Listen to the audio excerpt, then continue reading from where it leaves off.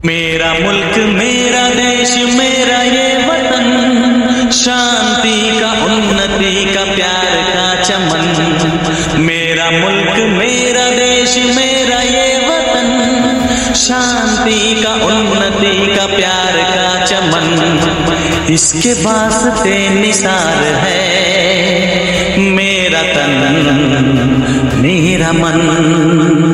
ऐ वतन ऐ वतन ऐ वतन, जाने मन जाने मन जाने मन। ऐ वतन ऐ वतन ऐ वतन, जाने मन जाने मन जाने मन। मेरा मुल्क मेरा देश मेरा ये वतन, शांति का उन्नति का प्यार का चमन।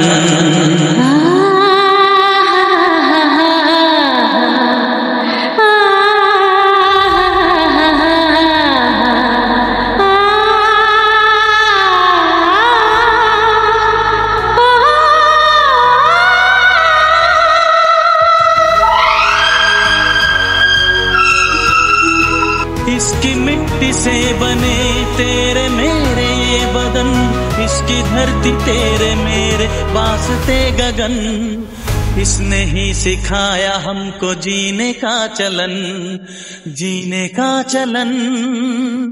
এই গানটি ভারতের প্রতি একটি শক্তিশালী এবং আবেগঘন শ্রদ্ধাঞ্জলি, যা দেশের প্রতি গভীর ভালোবাসা এবং নিষ্ঠা প্রকাশ করে।